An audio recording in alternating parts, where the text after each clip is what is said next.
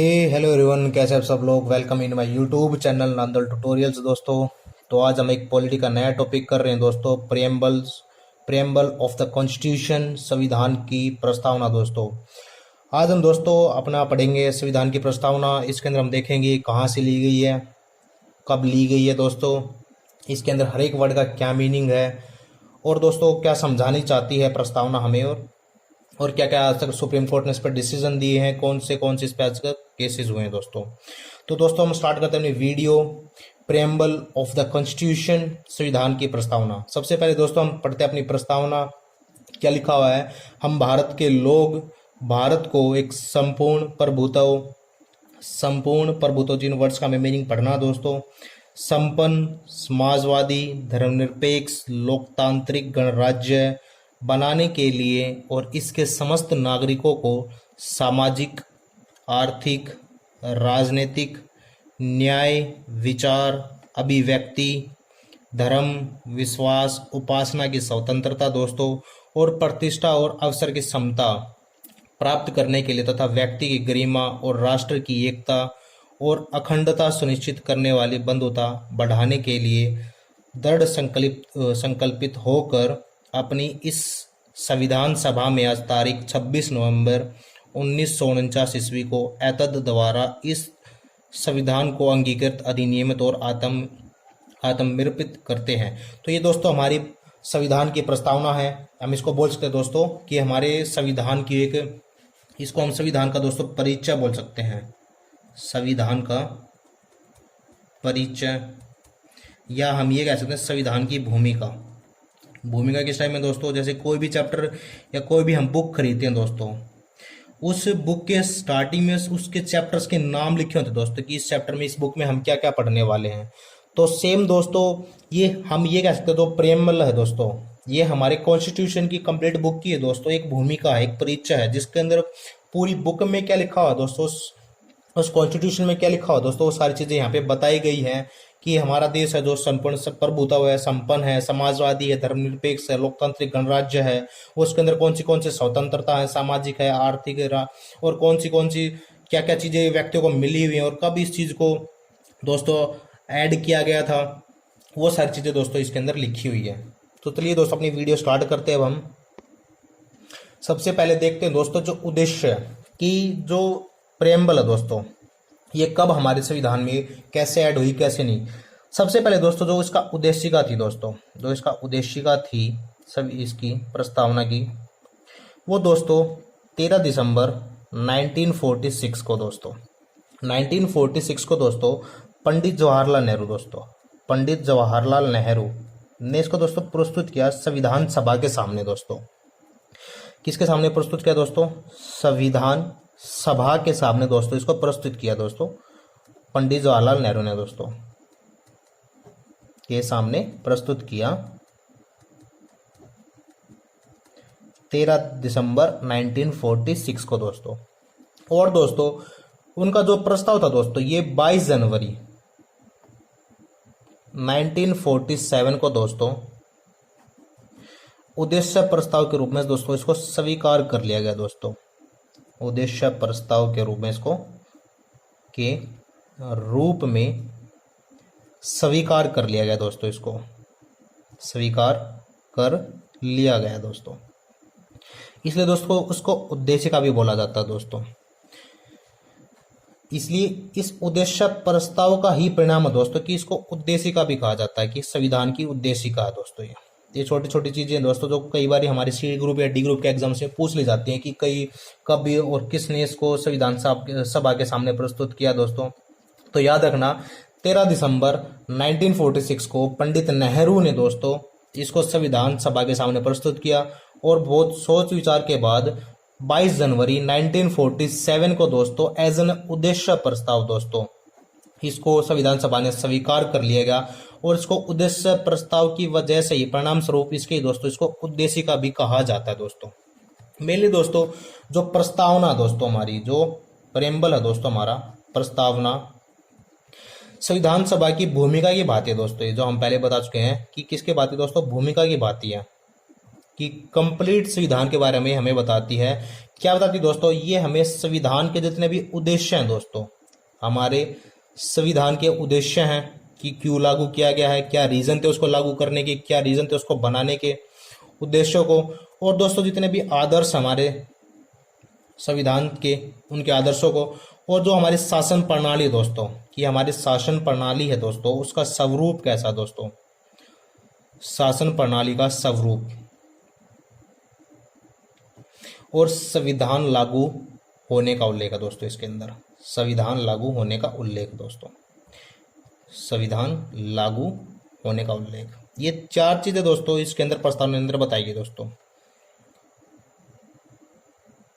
मिली दोस्तों हम इसके अंदर क्या कह सकते हैं दोस्तों, कि प्रस्तावना क्या एक भूमिका की भांति है दोस्तों, जो क्या बताती है हमें, संविधान के उद्देश्य बताती है दोस्तों, उसके आदर्शों को बताती है, और उसके शासन प्रणाली का स्वरूप बताती है दोस्तों। मेनली कि जो हमारी शासन प्रणाली भारत देश में जो लागू है, उसकी शासन प्रणाली कैसी और कैसी नहीं है दोस्तों, और जो संविधान लागू होने के सारे उल्लेख में बताती है दोस्तों।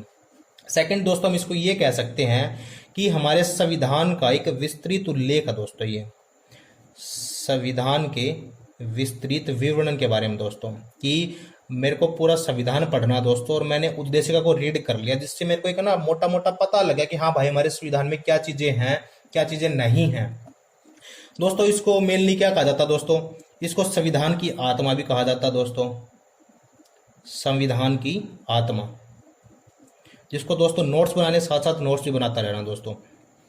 संविधान की दोस्तों इसको आत्मा भी कहा जाता मेनली, क्योंकि दोस्तों इसको संविधान की आत्मा क्यों कहा जाता है दोस्तों, क्योंकि इसमें संविधान का कंप्लीट दर्शन की दोस्तों एक झलक मिलती है, संविधान के दर्शन की स्पष्ट झलक है दोस्तों, स्पष्ट झलक है दोस्तों, एक कि हमें पता लग गया दोस्तों हमारे संविधान में क्या है, समाजवादी है, संपूर्ण प्रभुत्व संपन्न है, पंथ निरपेक्ष है दोस्तों, लोकतांत्रिक गणराज्य है दोस्तों, ये सारी चीजें हमें इसके अंदर मिल जाती हैं दोस्तों।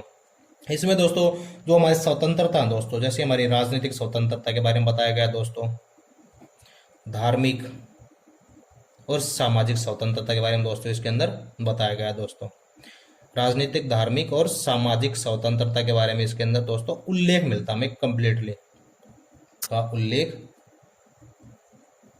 मिलता दोस्तों, स्वतंत्रता का उल्लेख मिलता दोस्तों। तो ये दोस्तों हमारी प्रस्तावना के बारे में छोटा छोटा नॉर्मल सा विवरण था।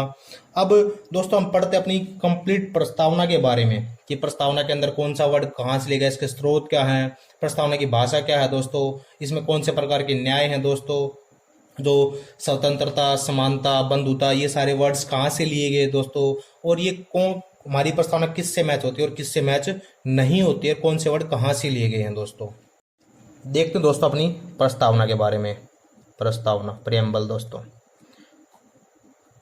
सबसे पहले देखते हैं दोस्तों प्रस्तावना के अंदर जो स्रोत है दोस्तों, कि जो प्रस्तावना का स्रोत है दोस्तों कहाँ से ली गई दोस्तों। जो दोस्तों हमारा स्रोत है प्रस्तावना का, वो दोस्तों अमेरिका के संविधान से ली गई दोस्तों, अमेरिका के संविधान से दोस्तों, अमेरिका से लिया गया दोस्तों मेनली, कि हमने प्रस्तावना को कहाँ से लिया गया दोस्तों, अमेरिका से लिया गया। कई बार ये क्वेश्चन पूछा जाता है कि हमारी जो प्रस्तावना है उसका स्रोत क्या है, वो कहाँ से ली गई है दोस्तों। और दोस्तों प्रस्तावना की भाषा है दोस्तों, प्रस्तावना की भाषा वो कहाँ से ली गई दोस्तों, प्रस्तावना की भाषा, जो दोस्तों प्रस्तावना की भाषा वो दोस्तों हमने लिया ऑस्ट्रेलिया के संविधान से दोस्तों, ऑस्ट्रेलिया के संविधान से दोस्तों। जो हमारी संविधान सभा थी दोस्तों, उसके अंदर बहुत सारे मेंबर थे दोस्तों। पहले उन सभी मेंबर्स ने दोस्तों दुनिया के अलग अलग संविधानों को पढ़ा, वहां से अच्छी अच्छी बातें ली, कुछ अपने संविधान की अच्छी बातें ली, कुछ अपनी तरफ से अच्छी बातें ऐड की, उन सभी को मिला जुला के दोस्तों एक नया रूप प्रकट किया था दोस्तों। प्रस्तावना में दोस्तों 3 प्रकार के न्याय बताए गए दोस्तों, 3 प्रकार के न्याय भी बताए गए दोस्तों, 3 प्रकार के न्याय। 3 प्रकार के न्याय कौन से दोस्तों, एक है दोस्तों सामाजिक न्याय, एक है दोस्तों आर्थिक न्याय, एक है दोस्तों राजनीतिक न्याय। कई बार मैंने देखा दोस्तों एनालिसिस करके कि आपको क्वेश्चन कैसे देगा, कोई भी जो एग्जामिनर होगा आपको 4 टाइप के न्याय लिख देगा, सामाजिक, आर्थिक, राजनीतिक और धार्मिक, और पूछ लेगा दोस्तों कि कौन सा न्याय प्रस्तावना में नहीं है दोस्तों।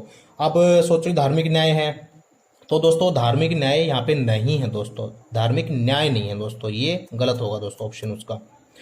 तो दोस्तों ये सारे का सारे न्याय कहाँ से लिए गए थे दोस्तों? ये लिए गए थे दोस्तों रूस की क्रांति से दोस्तों, और रूस की क्रांति से दोस्तों।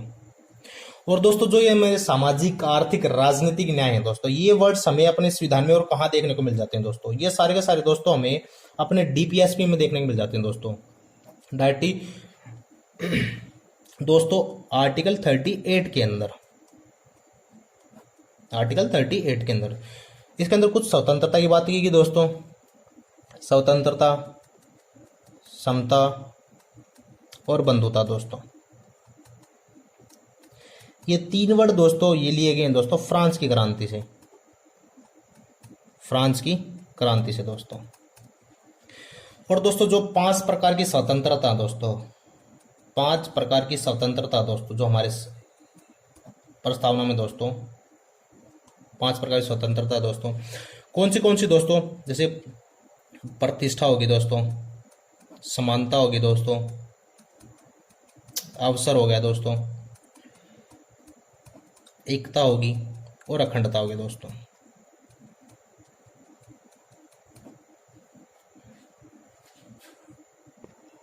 ये दोस्तों जो 5 स्वतंत्रता दोस्तों ये ली गई दोस्तों, ये को कहाँ और मिलती है दोस्तों? आर्टिकल 19 में मिलती है दोस्तों। इनका विवरण आर्टिकल 19 में मिलता है दोस्तों, जो हमारा एक फंडामेंटल राइट है दोस्तों।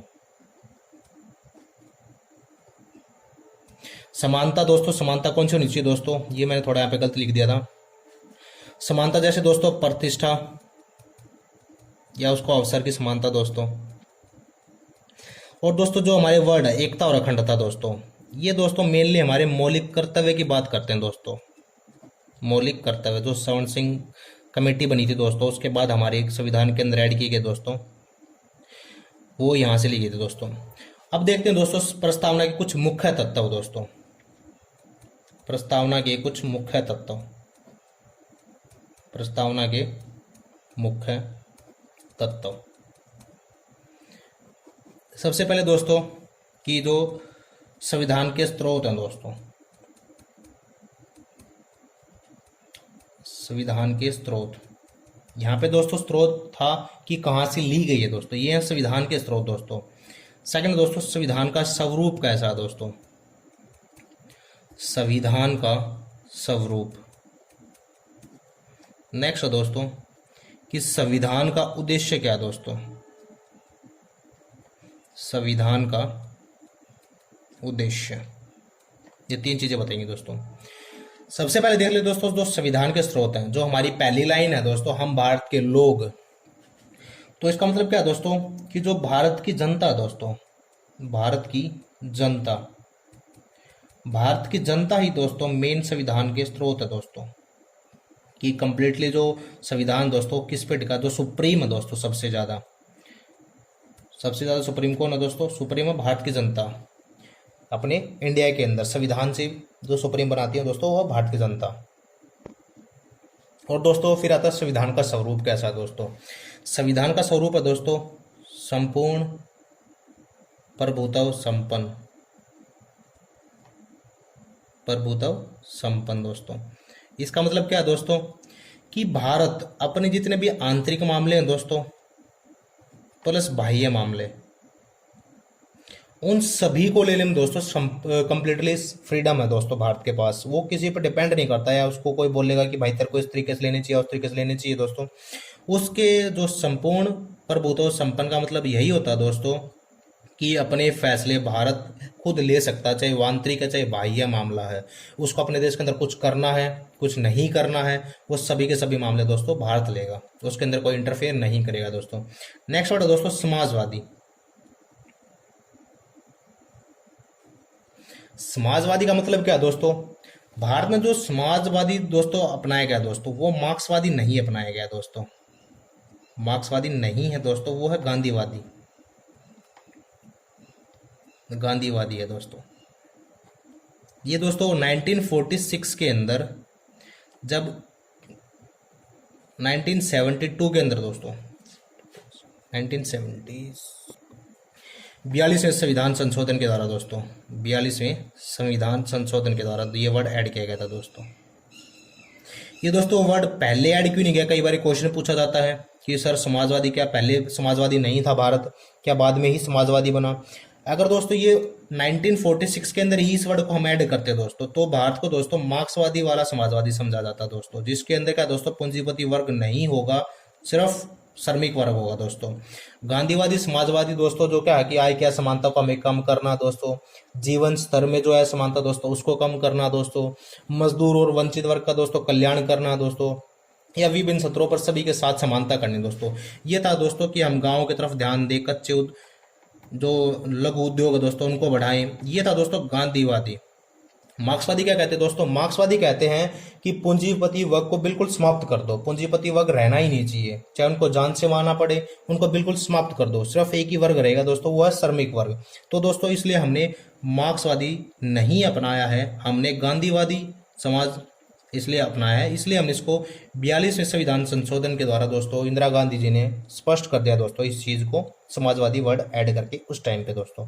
इसलिए हमने 1946 में समाजवादी शब्द ऐड नहीं किया था। स्वरूप में दोस्तों नेक्स्ट वर्ड जो था दोस्तों वो था पंथ निरपेक्ष। ये भी दोस्तों 42वें संविधान संशोधन के द्वारा ही इसमें ऐड किया गया था दोस्तों। 42वें संविधान संशोधन के, जिसको मिनी कॉन्स्टिट्यूशन भी बोला जाता है दोस्तों, 42वें संविधान संशोधन। पंथ निरपेक्ष का मतलब क्या दोस्तों?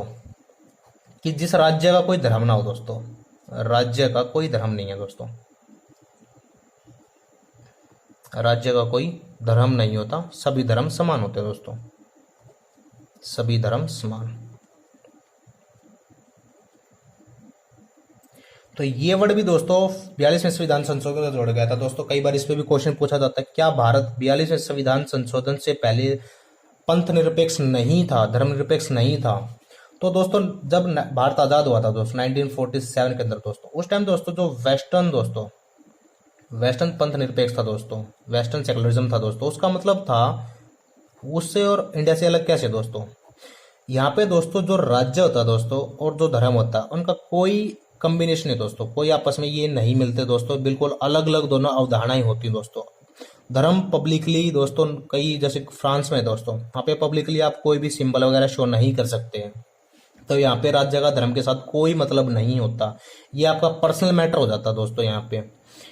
और दोस्तों जो इंडियन है दोस्तों, इंडियन धर्मनिरपेक्ष का मतलब है दोस्तों कि भारत देश की नज़र में दोस्तों, भारत राज्य की नज़र में दोस्तों सभी धर्म समान है दोस्तों, कोई धर्म छोटा या बड़ा नहीं है, सभी अपनी क्रियाक्रम जितने भी हैं दोस्तों, क्रियाकलाप हैं दोस्तों, जो हम पहले पढ़ चुके हैं दोस्तों, वो सभी के सब कर सकते हैं दोस्तों, बिल्कुल फ्रीडमली, किसी को भी किसी प्रकार की रोक टोक नहीं है।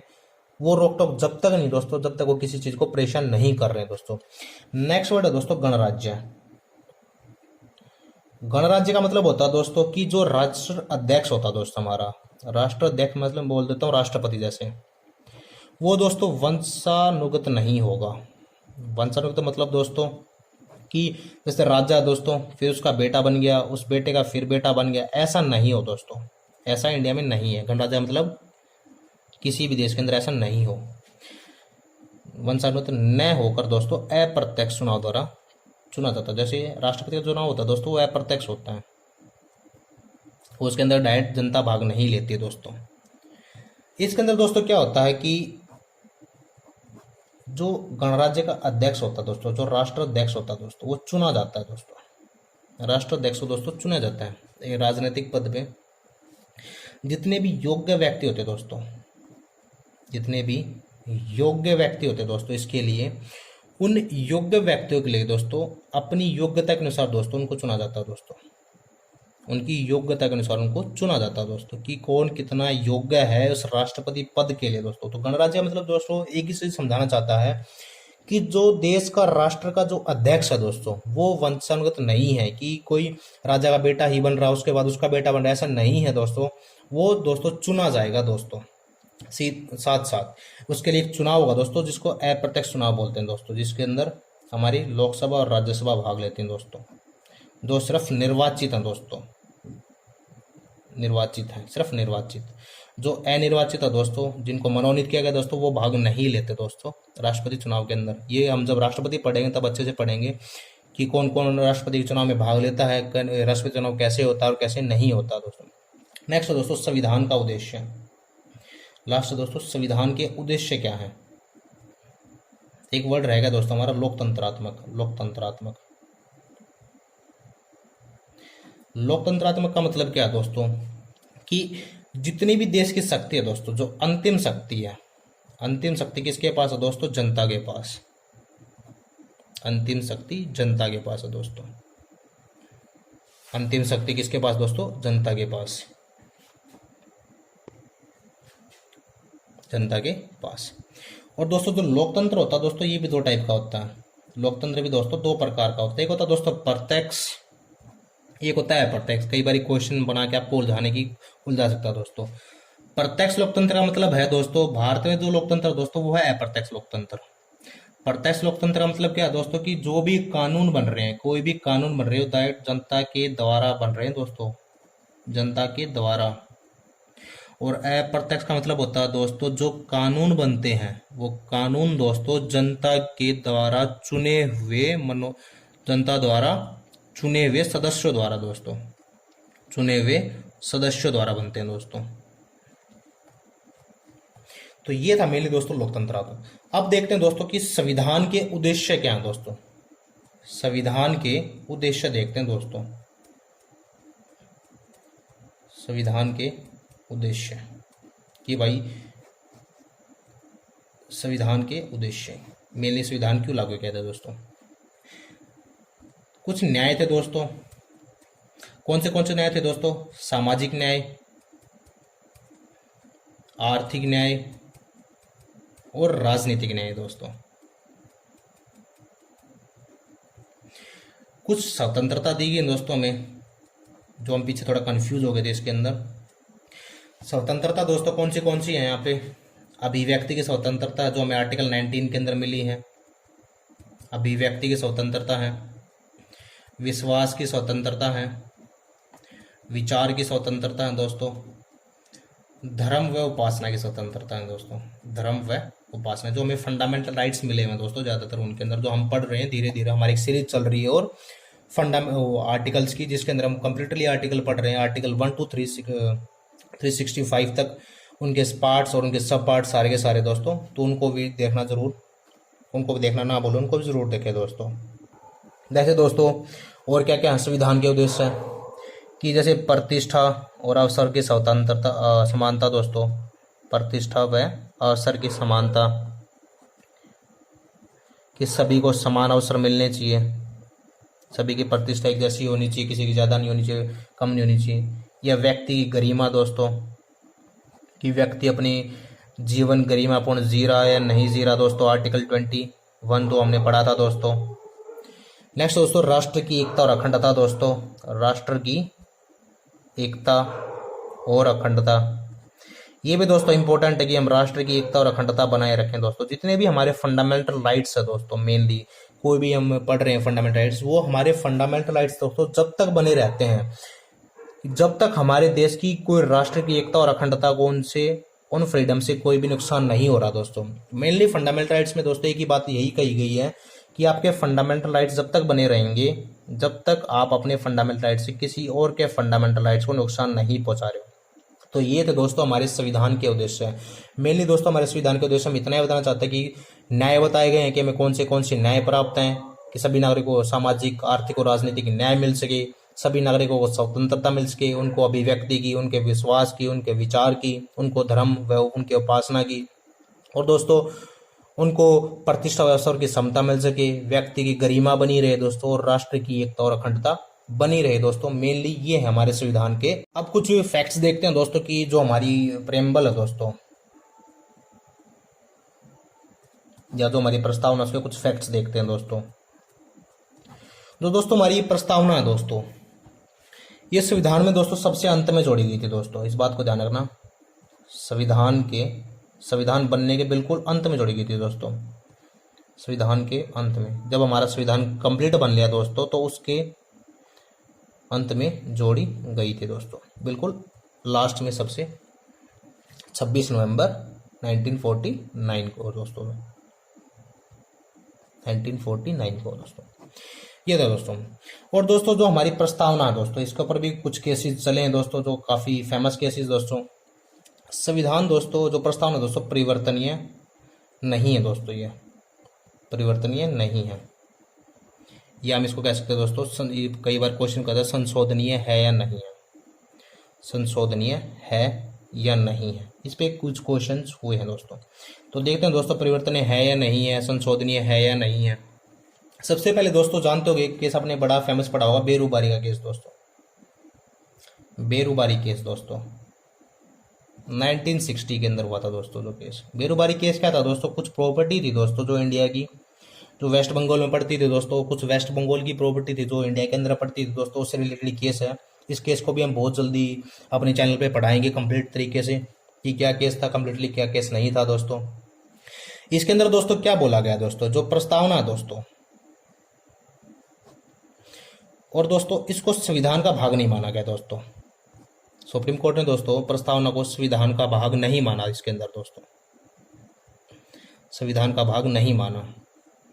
और दोस्तों इसमें फिर कह दिया गया इसमें संशोधन नहीं किया जाएगा दोस्तों, संशोधन नहीं किया जाएगा। यहाँ पे उन्होंने ये बात बोल दी दोस्तों, नहीं किया जाएगा।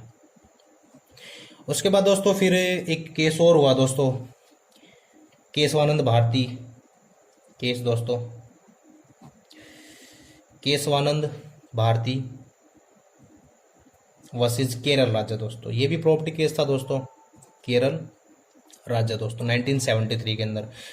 ये केशवानंद भारती दोस्तों एक मंदिर की प्रॉपर्टी थी दोस्तों, जो आर्टिकल 32 के अंदर है। आर्टिकल 32 मिला, उसको हम जब पढ़ेंगे तब प्रॉपर तरीके से बताएंगे कि इनकी कुछ ज़मीन दोस्तों सरकार ने कब्जे में ले ली थी, क्योंकि सरकार ने एक रूल बना दे दिया कि भाई इतनी ज़्यादा ज़मीन लोगों के पास नहीं होगी दोस्तों। इसमें दोस्तों क्या कहा गया दोस्तों, जब एक केस का सुप्रीम कोर्ट ने कहा कि जो प्रस्तावना है दोस्तों वो संविधान का भाग है, प्रस्तावना संविधान का भाग है, उसमें ये कह दिया गया दोस्तों।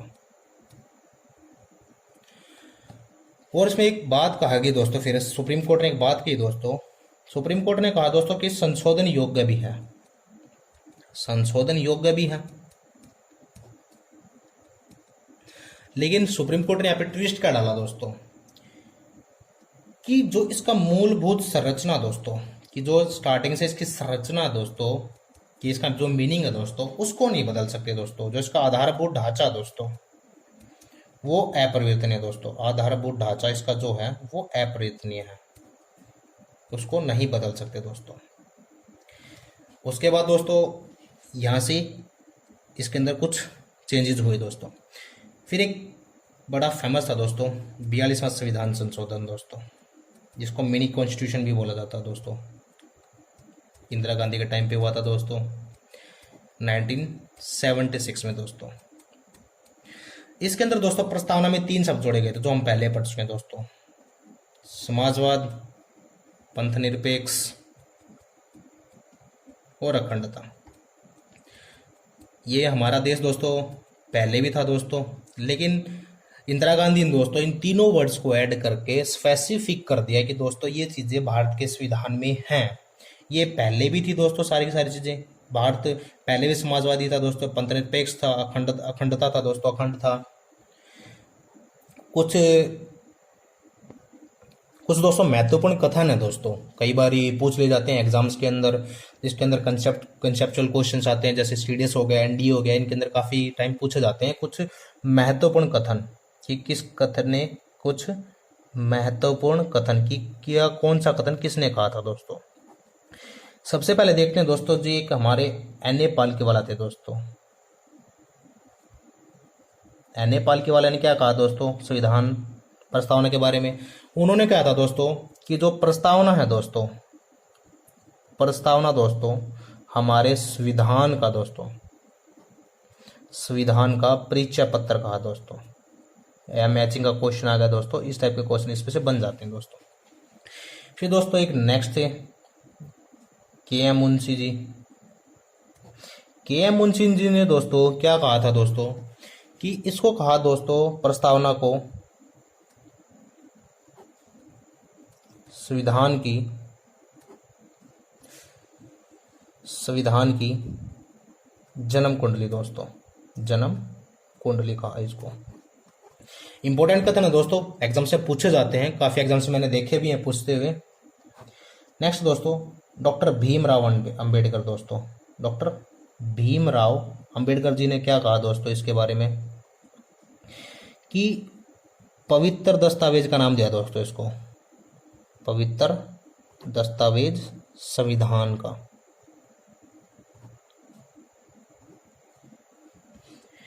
और दोस्तों जो हमारे ठाकुरदास भार्गव थे दोस्तों, ठाकुरदास भार्गव ने क्या कहा दोस्तों इसको दोस्तों प्रस्तावना को दोस्तों उन्होंने कहा संविधान की आत्मा कहा दोस्तों। कई बार ये क्वेश्चन पूछा गया दोस्तों, प्रस्तावना को संविधान की आत्मा कहा गया दोस्तों, आत्मा कहा। एक तो दोस्तों अल्लादी कृष्ण स्वामी दोस्तों, अल्लादी कृष्ण स्वामी ने क्या कहा दोस्तों, कि जो प्रस्तावना को हम